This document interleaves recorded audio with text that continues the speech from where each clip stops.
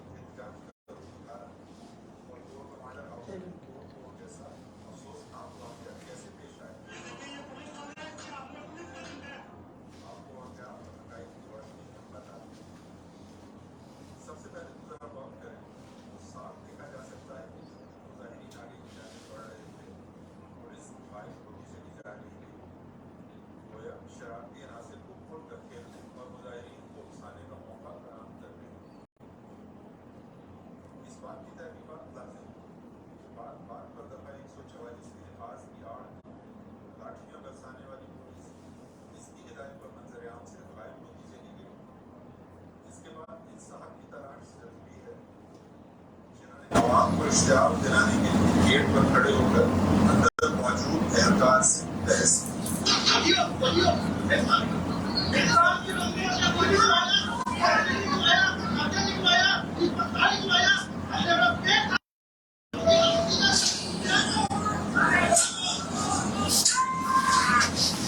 اور گیٹ کھلتے ہی غائب ہو گئے. گاڑیاں توڑنے والے, گاڑیاں جلانے والے یہ اپنے بندے ہیں. عوام میں اتنا حوصلہ نہیں ہے, ابھی عوام میں اتنا بڑا دل ہی نہیں. انہیں کے اپنے بندے آئے ہیں, ان آپس میں یہ سول کپڑوں میں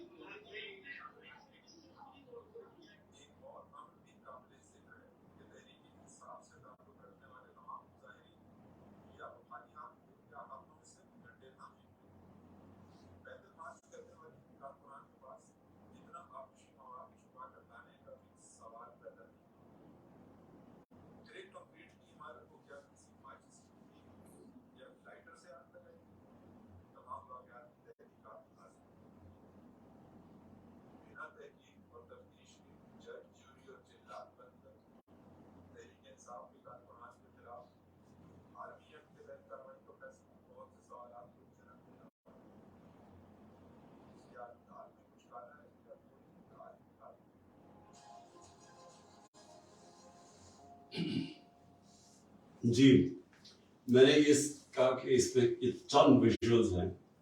خبریں تو اور بھی سارے پاکستان سے آ رہی ہیں کہ پشاور میں کیا ہوا.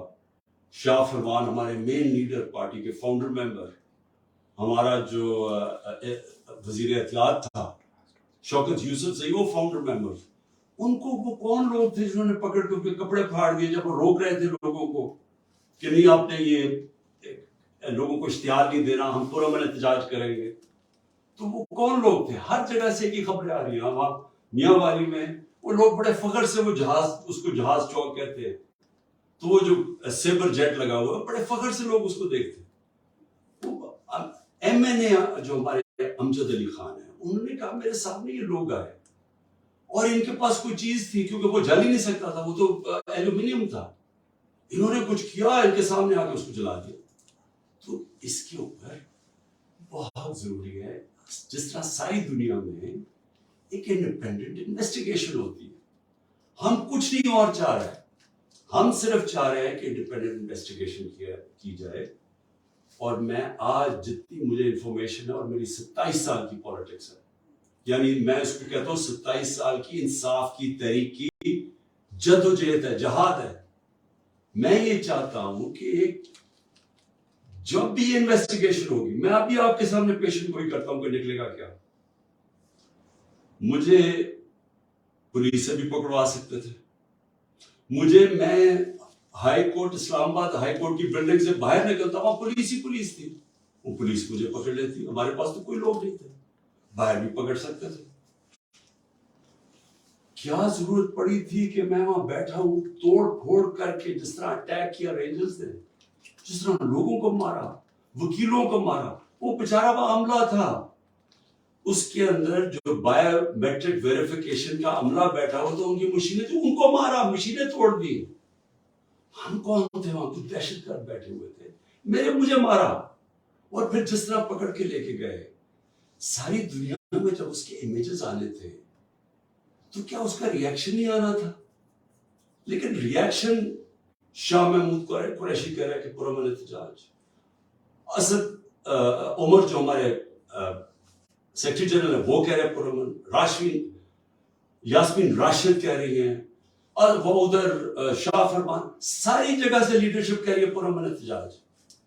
مجھے جیل میں ڈال دیتے ہیں, مجھے پتہ نہیں چلتا کیا ہوتا ہے. تو کیا یہ جن لوگوں نے یہ پلان کر کے ریڈیو پاکستان کی بلڈنگ کیسے جل گئی؟ احتجاج تو کہیں اور ہو رہا تھا, ادھر کون پہنچ کے کس نے بلڈنگ جلا دی؟ سی سی ٹی وی کیمراز ہیں ادھر. وہ جو آدمی اشتعال دلوا رہا ہے لوگوں کو کور کمانڈر کے گھر کے باہر, اور جیسے لوگ اندر جاتے ہیں خود بھاگ جاتا ہے. ان کی تو آپ نادرا کے ڈیٹا بیس میں آپ اس کو پتا چل سکتا ہے وہ کون آدمی تھا. تو کیا کوئی کسی قسم کی کوئی انویسٹیگیشن کے بغیر ایک ون سائیڈڈ کنٹرولڈ میڈیا کے اوپر پروپیگنڈا چل رہا ہے؟ مجھے پکڑا, انٹرنیٹ سروسز بند کی, سارے میڈیا کے اوپر کنٹرول کر لیا, اور کنٹرولڈ میڈیا کے اوپر پہلے سے ون سائیڈڈ پروپیگنڈا چلنا شروع ہو گیا کہ پی ٹی آئی نے کتنا ظلم کیا. موقع ہی نہیں دیا ہمیں اپنا موقع پیش کرنے کے لیے, سب کو پکڑ کے جیلوں میں ڈال دیا. میں اکیلا جو سپریم کورٹ کے بعد جب مجھے رہا ہوتا ہوں, پہلے مجھے 3 گھنٹے اسلام آباد ہائی کورٹ کے اندر بند کر دیتے ہیں کہ جی راستہ انصاف. وہ اگر وہ رات کے 11 بجے میں وہاں سے نکلتا ہوں, حالانکہ فیصلہ 6 بجے آ گیا تھا, میں بیٹھا ہوا وہاں, لیڈرشپ کو پکڑ لیا. وہ بھی جو لوگ کہہ رہے تھے کہ پرامن احتجاج ہونا چاہیے, ان کو بھی پکڑ لیا. وہ لوگ جنہوں نے ہمیشہ بات کی کہ ہم پی ٹی آئی آئین اور قانون کے بیچ پہ رہنا چاہتے ہیں, سارے آج جیل میں ہیں, ساری سینئر لیڈرشپ جیل میں, یہ چھپی ہوئی ہے. اور پھر کارکنوں کو پکڑ لیا, لیکن کارکنوں کو نہیں سر پکڑا, جو بھی سپورٹرز تھے ان کو پکڑ لیا. یعنی یہ انتہا تھی کہ پچھلی اتوار کو ہم نے تحریک انصاف نے ایک کال دی کہ پاکستان کو بچاؤ, آئین کو بچاؤ, پاکستان بچاؤ. اس کے اوپر لوگ اپنے پلے کارڈ پکڑ کے آئین بچاؤ پاکستان بچاؤ کھڑے ہیں, ان میں سے لوگوں کو پکڑ کے لے گئے. کبھی عورتوں سے, میں یہ بار بار کہتا ہوں, کبھی عورتوں سے یہ ظلم نہیں کیا جو ہم نے اس بار دیکھا کہ کس یعنی پلان کر کے عورتوں کو ذلیل کرنا. پرامن احتجاج، آئین ہمیں حق دیتا ہے، ہم کہیں بھی احتجاج کر سکتے ہیں. آئین نے یہ نہیں کہا کہ آپ ادھر احتجاج کر سکتے ہیں ادھر نہیں کر سکتے. کہیں بھی پاکستان کے اندر ہم احتجاج کر سکتے ہیں اگر ہم سمجھیں کہ کوئی ناانصافی اور ظلم ہو رہا ہے. یہ ہمارا حق ہے، یہ آئین ہمیں حق دیتا ہے. یہ کہہ رہے ہیں جی کہ جو بھی پی ٹی آئی کا وہ آئین بچاؤ ملک بچاؤ پہ کھڑا ہوا ان کو بھی پکڑ کے جیلوں میں ڈال دیا. ورکرز کو کیا کہہ رہے ہیں جی جیو فینسنگ انہوں نے کی، وہ لوگ وہاں کھڑے ہوئے تھے. لوگ اگر پرامن احتجاج کریں تو وہ کون سا قانون توڑ رہے ہیں؟ اس پہ پکڑ کے لوگوں کو اندر ڈال دیا. لوگ نکلتے ہیں جیل میں سے نکلتے ہیں عدالت جاتے ہیں بیل ملتی ہے پولیس کھڑی ہوتی ہے پھر جیلوں میں ڈال دیتی ہے. دیکھیں یہ کوئی اس لیے نہیں ہو رہا کہ پی ٹی آئی نے کوئی غلطیاں کی ہیں یا کوئی ظلم کیا. اور میں یہ واضح کر دوں کسی پی ٹی آئی کا کارکن کوئی جلا رہا ہے کچھ قانون توڑ رہا ہے گاڑیاں توڑ رہا ہے اگر اس کی تصویر آتی ہے ہمیں بتائیں، ہم اس کو کہیں گے کہ جا کے اپنے آپ کو عدالت کے سامنے پیش کرو. ہم کہیں گے ان کو جیلوں میں ڈالو سزائیں دو.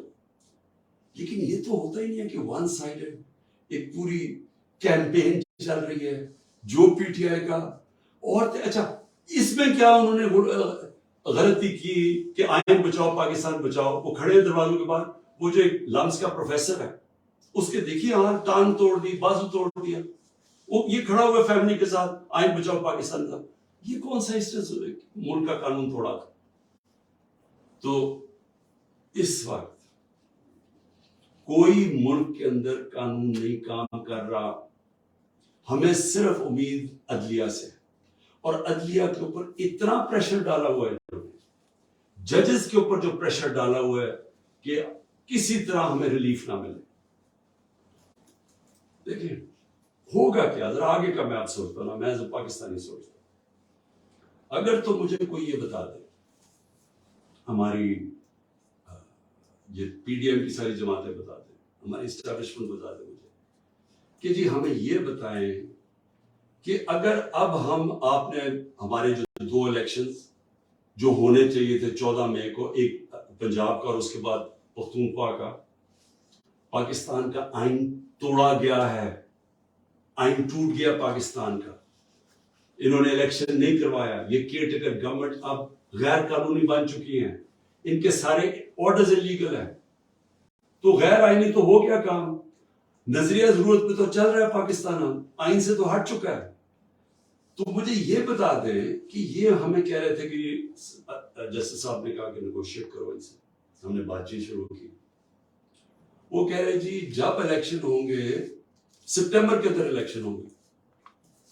تو ہم نے کہا کہ آپ نے سپٹمبر میں کروانا اکتوبر میں کروانا وہ آپ کا رائٹ ہے، فیڈرل گورنمنٹ میں آپ ہے. لیکن ہمارا رائٹ تھا پروونسز میں، نہیں پروونسز میں بھی ہم نے کروانا. اب میں یہ پوچھنا چاہتا ہوں اسے نیگوشیٹ کیا کریں، کیونکہ یہ نیگوشیٹ کرنا ہی نہیں چاہتے، کیونکہ یہ چاہتے ہی نہیں تحریک انصاف کے خلاف الیکشن لڑا جائے. ان کو پتہ ہے الیکشن میں انہوں نے ہار جانا ہے.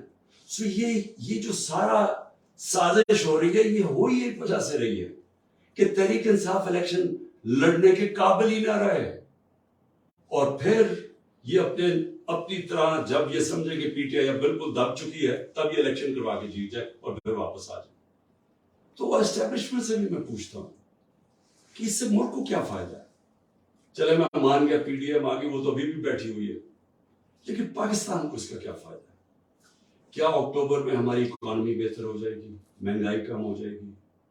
میں سمجھنے کی کوشش کر رہا ہوں کہ کیا چینج آئے گا، کیونکہ پاکستان تو ایسے کر کے نیچے جا رہا ہے، سب کے سامنے پاکستان کے حالات ہیں.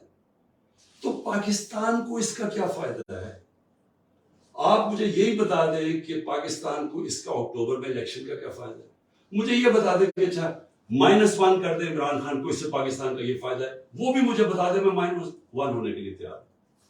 ملک تو نہ میرا تباہ ہو. لیکن یہ جو چیزیں ہیں یہ تو ہم وہ کہتے ہیں نا، ہم ادھر جا رہے ہیں beyond the point of no return, ادھر سے واپسی کوئی نہیں ہے.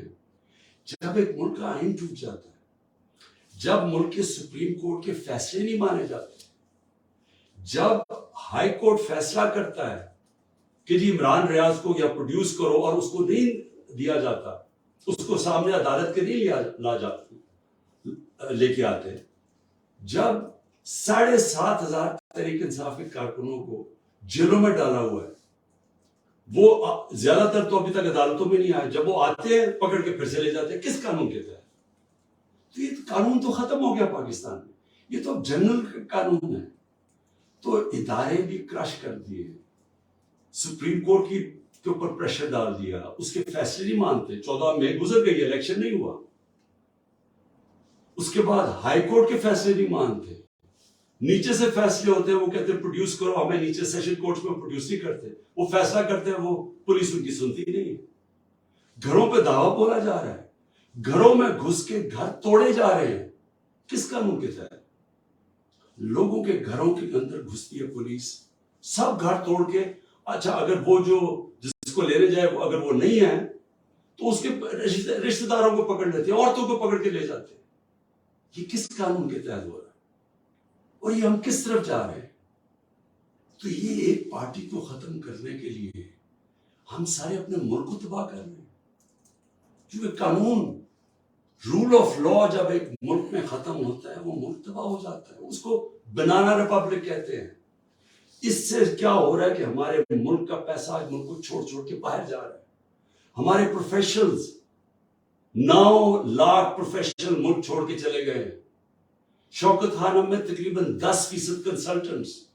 یاد رکھیں ہسپتال، کینسر ہسپتال کے لیے بڑا مشکل ہوتا ہے کیونکہ اسپیشلسٹ ڈاکٹرز ہوتے ہیں۔ 10% کہہ رہے ہیں، 5% چھوڑ کے چلے گئے، 5% تیار ہے چھوڑنے کے، کیونکہ لوگ امید ختم ہو گئی ہے لوگوں کو ملک سے۔ بیرون ملک پاکستانی کیوں شور مچا رہے ہیں؟ وہ دیکھ رہے ہیں ملک تباہی کی طرف جا رہے ہیں۔ تو میں آج اپیل کرتا ہوں ہر وہ لوگ جو سکول پاور میں بیٹھے ہیں کہ دیکھیں اس وقت یہ ملک آپ نے سنبھالنا ہے، یہ آپ کا بھی پاکستان ہے۔